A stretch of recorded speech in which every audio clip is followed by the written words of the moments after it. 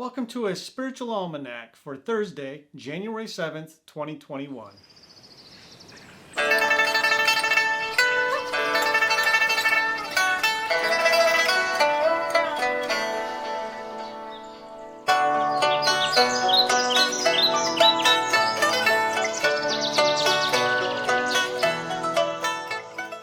Our inspiration for today comes from Ghalib, the 19th century Indian poet whose name is synonymous with Urdu poetry.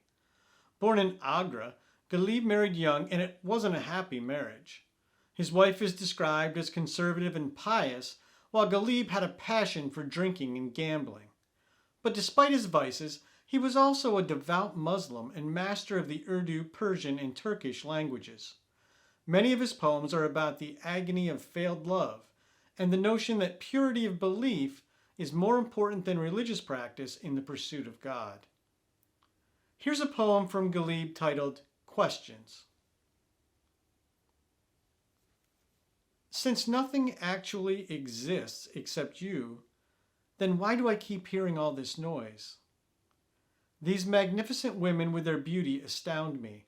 Their side glances, their eyebrows. How does all that work? What is it? These palm trees and these tulips, where did they come from? What purpose do they serve? What are clouds and wind? We hope for faithfulness and loyalty from people, but people don't have the faintest idea what loyalty is.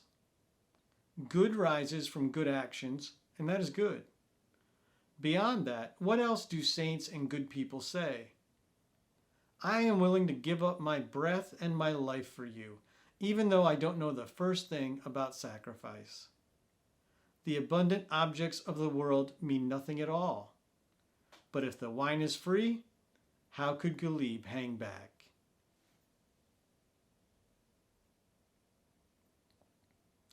Here's some more inspiration for you today. On this day in 1955, Marian Anderson became the first black singer to perform at the Metropolitan Opera in New York. Anderson was born to devout Christian parents and was active in the Union Baptist Church in Philadelphia, where she joined the church choir at the age of 6. In her debut performance at the Metropolitan, she sang the part of Ulrica in Giuseppe Verdi's Un ballo in maschera, an opera about the 1792 assassination of Gustav III in Sweden.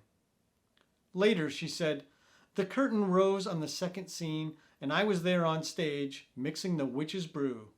I trembled, and when the audience applauded and applauded before I could sing a note, I felt myself tightening into a knot." After the performance, Anderson was named a permanent member of the Metropolitan, though she never performed with the company again. Today is also the 50th wedding anniversary of writer Stephen King and his wife Tabitha, who's also a writer.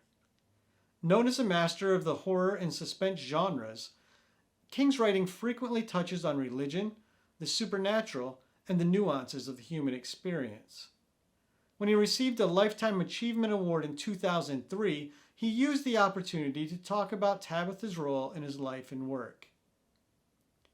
"Tabby always knew what I was supposed to be doing," he said, "and she believed that I would succeed at it. There's a time in the lives of most writers when they're vulnerable, when the vivid dreams and ambitions of childhood seem to pale in the harsh sunlight of what we call the real world. In short, there's a time when things can go either way.